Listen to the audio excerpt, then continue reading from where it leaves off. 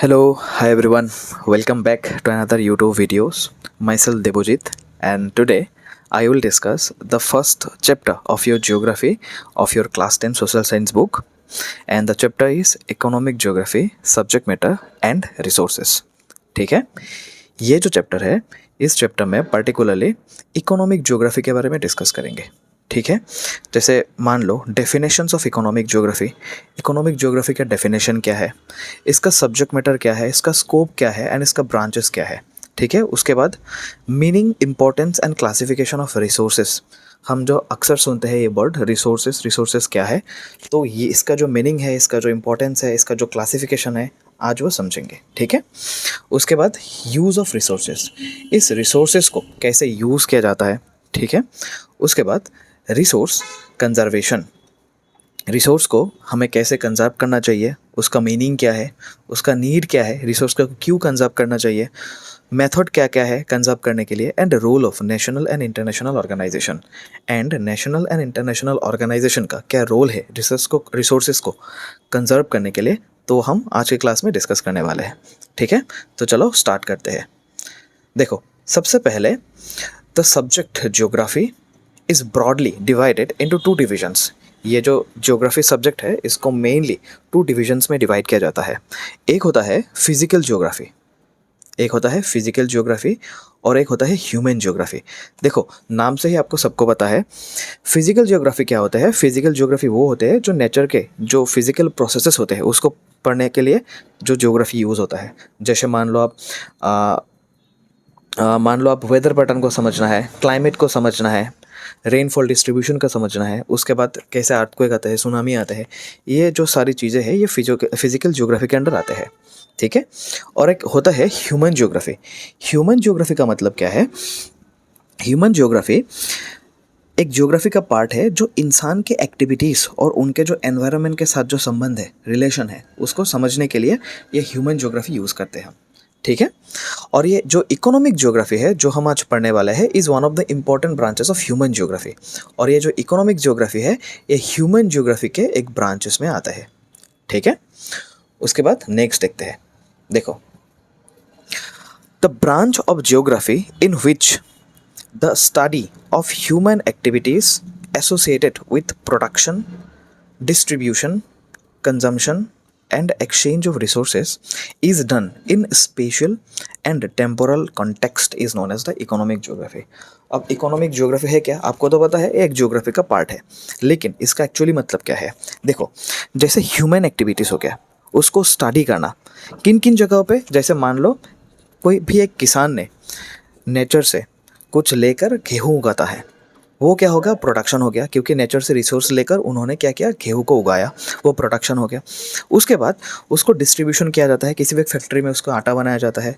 उसके बाद कंजम्पशन, हम जो कंज्यूम करते हैं वो आटा, एंड एक्सचेंज ऑफ रिसोर्सेज, जो बेचा जाता है. ठीक है, तो ये जितने भी एक्टिविटीज़ है ह्यूमन के, उसको स्पेशियल एंड टेम्पोरल कॉन्टेक्स्ट में स्टडी किया जाता है. स्पेशियल मतलब जगह के हिसाब से, एंड टेम्पोरल मतलब टाइम के हिसाब से जो स्टडी करते हैं हम, वो इकोनॉमिक ज्योग्राफी के पार्ट में आते हैं. ठीक है, उसके बाद देखते हैं स्कोप ऑफ इकोनॉमिक ज्योग्राफी. अब ये जो सब्जेक्ट है इकोनॉमिक ज्योग्राफी, इसका स्कोप क्या है. ठीक है, स्कोप मतलब क्या है कि ये जो सब्जेक्ट है कितने चीज़ों को कवर करते हैं और इसमें क्या क्या स्टडी किया जाता है, ये होता है स्कोप. ठीक है, सबसे पहले देखते हैं. देखो, the distribution of economic activities of man and the factors and the processes associated with it are mainly studied in economic geography. ठीक है, इसमें क्या बोला, देखो, मान लो आप एक इकोनॉमिक ज्योग्राफी के रिसर्चर हो. ठीक है, आपने क्या देखा, पंजाब में किसान गेहूँ उगाता है, ये तो प्रोडक्शन हो गया. ठीक है, जबकि केरला में लोग नारियल उगाते हैं. ठीक है, यहाँ पे क्या हुआ, ये जो इकोनॉमिक एक्टिविटीज़ का डिस्ट्रीब्यूशन है ये अलग अलग हो गया आपका. ठीक है, पंजाब में गेहूँ उगाता है और केरला में नारियल उगाता है. इसका फैक्टर्स क्या है, कारण क्या है.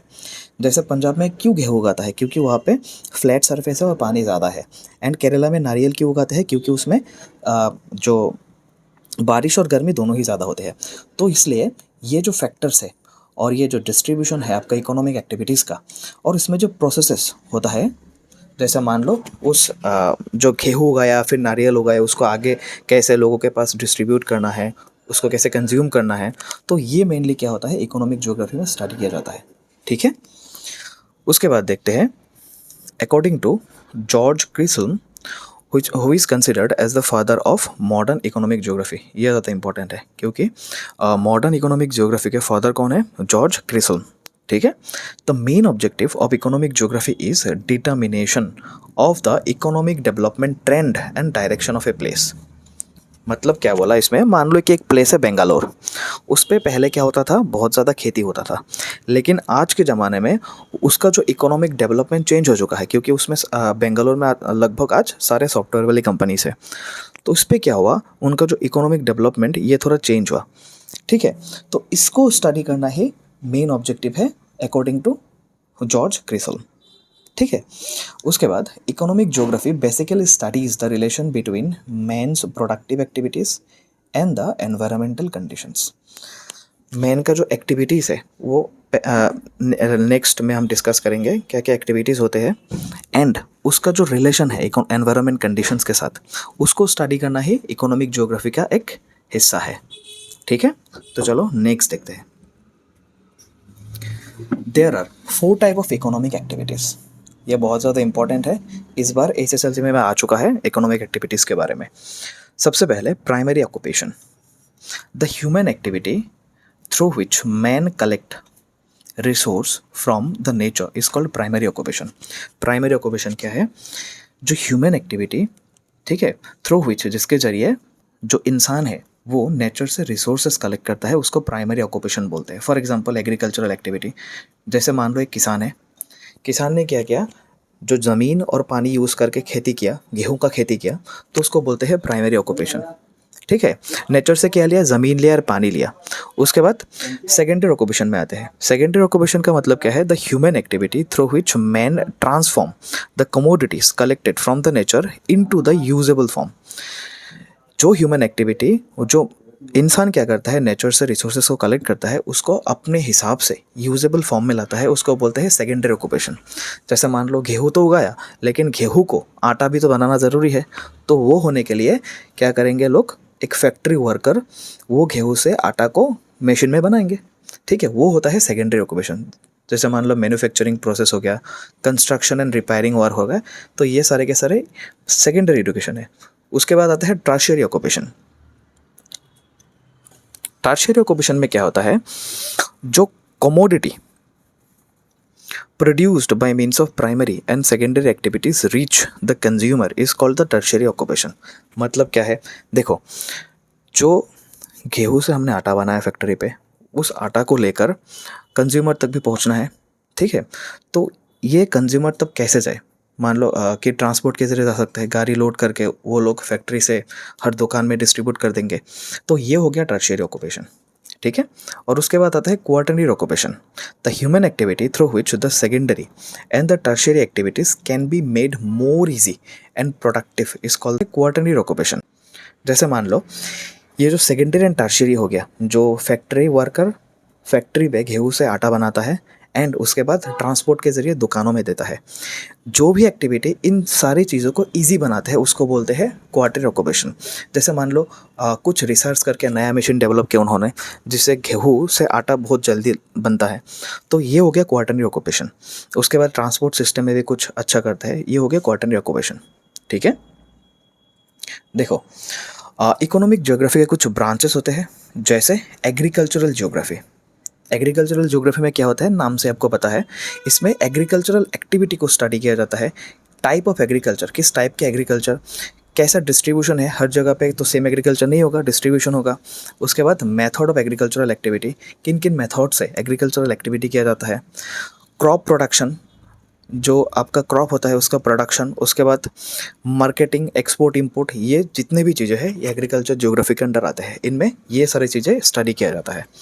उसके बाद इंडस्ट्रियल ज्योग्राफी, इसमें क्या होता है, सारे इंडस्ट्री के साथ रिलेटेड होगा, जैसे प्रोडक्शन ऑफ इंडस्ट्री गुड को कैसे प्रोड्यूस किया जाता है, location of industry, marketing, export import, जितना भी इंडस्ट्री रिलेटेड स्टडी है सब इंडस्ट्रियल ज्योग्राफी के अंडर आते हैं।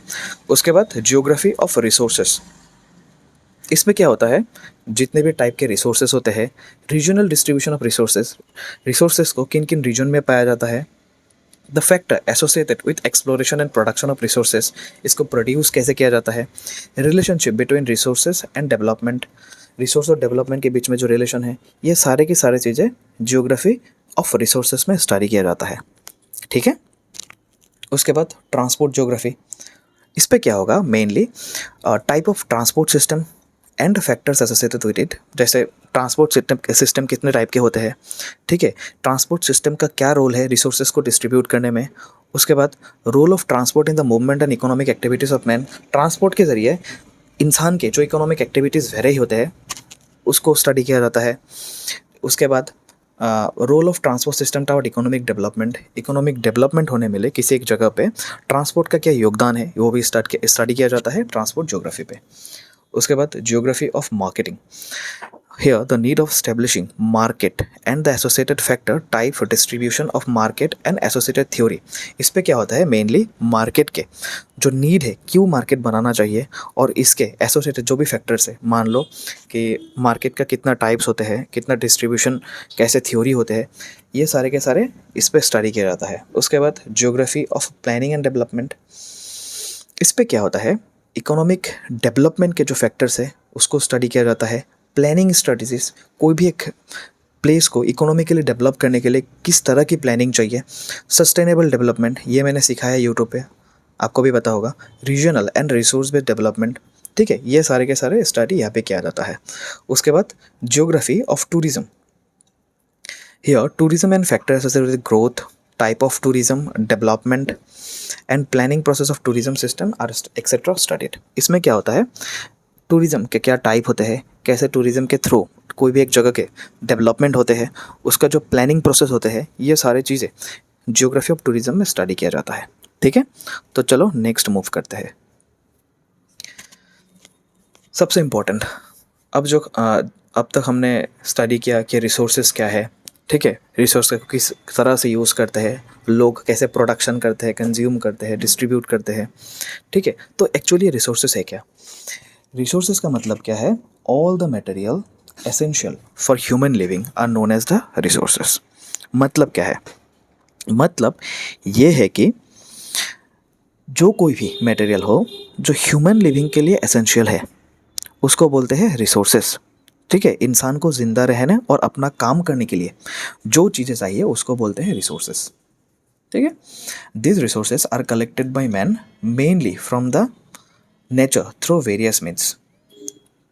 ये जो रिसोर्सेज है इसको कौन कलेक्ट करता है, हम लोग कलेक्ट करते हैं, इंसान कलेक्ट करता है। मेनली कहाँ से, फ्रॉम द नेचर, नेचर से ही हम लोग कलेक्ट करते हैं। ठीक है, every material found on the earth is not resources, ये बहुत ज़्यादा इंपॉर्टेंट है। जितना भी मटेरियल अर्थ पे हो वो रिसोर्सेज नहीं है। क्यों, मैं बताऊंगा आपको, थोड़ा रुकना। According to famous economist Zimmermann, any material to become a resource should have two properties, functionality and utility. याद रखना, कोई भी एक मटेरियल को रिसोर्स बनने के लिए दो प्रॉपर्टी होना ही चाहिए, एक होता है फंक्शनलिटी और एक होता है यूटिलिटी। अब देखो, मान लो एक जंगल में पत्थर पड़ा है, ठीक है, अगर वो वैसे ही पड़ा रहा तो रिसोर्सेज कभी भी नहीं बन सकता क्योंकि उसका कोई काम ही नहीं है। लेकिन अगर एक इंसान ने उस पत्थर को उठाया और उसको तराश कर चाकू बनाया, ठीक है, उस पत्थर को कन्वर्ट करके कुछ चाकू बनाया, तो उसका ये हो गया फंक्शनलिटी। फंक्शनलिटी मतलब वो मटेरियल किसी काम को करने में सक्षम हो, ठीक है। एंड यूटिलिटी, और वो जो चाकू बनाया पत्थर से, उस चाकू के जरिए लकड़ी काटा या फिर खाना बनाया, ठीक है, तो उसको बोलते हैं यूटिलिटी। मतलब क्या है, वो मटेरियल इंसान के लिए किसी तरह से फ़ायदेमंद हो। तो ये दो प्रॉपर्टी होना चाहिए, एक होता है फंक्शनलिटी और एक होता है यूटिलिटी। फंक्शनलिटी क्या है, वो मटेरियल किसी काम को करने में सक्षम हो, किसी काम होना चाहिए उस मटेरियल से। एंड यूटिलिटी क्या है, वो मटेरियल इंसान के लिए फ़ायदेमंद होना चाहिए, बेनिफिशियल होना चाहिए। ठीक है, मान लो अगर वो पत्थर जंगल में पड़ा रहा तो वो कभी भी रिसोर्सेज नहीं बन सकता, लेकिन उस पत्थर को एक इंसान ने उठाया, उस पत्थर से एक चाकू बनाया, तो वो अब किसी काम में आएगा, तो वो होगा फंक्शनलिटी। ठीक है, और अगर उस चाकू से उन्होंने कुछ भी काम किया, जैसे पेड़ काटना, लकड़ी काटना या फिर खाना बनाना, तो ये होगा यूटिलिटी, क्योंकि इंसान के लिए फ़ायदेमंद हो रहा है वो चाकू। ठीक है। तो ये दो मटेरियल, ये दो जो कैरेक्टरिस्टिक्स है हर मटेरियल में होना चाहिए, तभी ये रिसोर्सेज बनेगा, नहीं तो कभी भी रिसोर्सेज नहीं बन सकता। ठीक है। उसके बाद देखते हैं, with the expansion of the horizon of human knowledge many new resources are also created and used. देखो ह्यूमन का जो नॉलेज है वो दिन ब दिन बढ़ता जा रहा है, क्योंकि पहले के ज़माने में इतना नॉलेज नहीं रहता था लोगों के पास, लेकिन आज के ज़माने में टेक्नोलॉजी के एडवांसमेंट के साथ ये नॉलेज एक्सपांड होता जा रहा है। तो इसके लिए क्या हुआ, मैनी न्यू न्यू रिसोर्सेज, और नया नया रिसोर्सेज बनने लगा, उसको यूज़ करने लगा। It mean apart from the resources derive from the nature, many of the resources, for example technology, house, road, industry, school, office, agro farm equipment, vehicle, are produced by the man themselves apart from nature।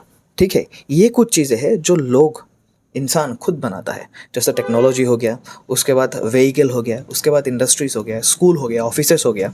तो ये जो material है या फिर ये जो लोग बनाते हैं, इसको बोलते हैं मैन मेड रिसोर्सेस। मतलब जिन रिसोर्सेज को लोग अपने हिसाब से बनाते हैं या फिर नेचर के अलावा कुछ चीज़ें टेक्नोलॉजी के एडवांसमेंट के साथ लोग बनाते जाते हैं, वो क्या होता है, मैन मेड रिसोर्सेज। यहाँ पे नाम भी ही मेंशन है, मैन मेड, मतलब ह्यूमन के द्वारा बनाए गए रिसोर्सेज को मैन मेड रिसोर्सेज बोला जाता है। ठीक है। उसके बाद moreover as a producer और as a creator of resources man is also a kind of resources, it is known as the human resources. सबसे इंपॉर्टेंट बात, हम लोग खुद भी एक रिसोर्सेज है, लेकिन उस पर कंडीशन है, जब तक हमारा नॉलेज, हमारा जो स्किल है उसको यूज़ करके नेचर से कोई भी चीज़ को उसको मॉडिफाई करके हमारे लिए आसान तरीके से बनाया जाता है, तो तब भी हम ह्यूमन रिसोर्सेज बन सकता है, अदरवाइज नॉट। मतलब क्या है, देखो मैंने पहले बोला था, एक जंगल में पत्थर पड़ा रहा है तो ये रिसोर्सेज कभी नहीं हो सकता। उसको चाकू में बनाया, किसने बनाया, ह्यूमन ने बनाया, तो ह्यूमन हो गया इस टाइप पे ह्यूमन रिसोर्सेज। ठीक है। मान लो किसी भी एक इंसान, ठीक है, नेचर से क्या होता है, नेचर से ज़मीन और पानी आती है, लेकिन ह्यूमन क्या करता है, उस ज़मीन पे पानी डाल के बीज बोन के उसके बाद एक फसल बनाते हैं। तो एक्चुअली जो ह्यूमन है वो अपने स्किल के ज़रिए, वो अपना नॉलेज के ज़रिए वो गेहूँ उगाता है। ठीक है। तो और नेचर से क्या लेता है, पानी और ज़मीन लेता है। तो ये जो रिसोर्सेज को अपने हिसाब से, अपने नॉलेज के हिसाब से, अपने स्किल के हिसाब से उसको यूज़ किया जाता है, तो मैन भी, मतलब इंसान भी एक रिसोर्सेज होता है, तो उसको बोलते हैं ह्यूमन रिसोर्सेज। 3 टाइप के रिसोर्सेज हमने अब ऑलरेडी कवर किया। एक होता है नेचुरल रिसोर्सेज, जो नेचर से पाया जाता है, जैसे ज़मीन हो गया, पानी हो गया, एक्सेट्रा एक्सेट्रा। उसके बाद मैन मेड, जो आदमी या फिर इंसान जो खुद बनाता है, उसको बोलते हैं man made resources. And the last one is human resources, क्योंकि इंसान खुद ही वो रिसोर्सेज को डेवलप करके अपने लिए यूज़ कर सकता है, उसको बोलते हैं ह्यूमन रिसोर्सेज। ठीक है। तो इस टाइप पे जो इंसान है वो भी एक रिसोर्सेज है, तो इसको बोलते हैं ह्यूमन रिसोर्सेज। आई थिंक आज के लिए इतना ही होगा। नेक्स्ट में हम लोग ये चैप्टर को और इलेबोरेटली डिस्कस करेंगे, जो नेक्स्ट पार्ट है। ठीक है। तब तक के लिए थैंक यू। आप अगर ये एक्सप्लेनेशन अच्छा लगे तो आप obviously like, share and subscribe कर देना। ठीक है। तो मिलते हैं नेक्स्ट वीडियो पे। Thank you.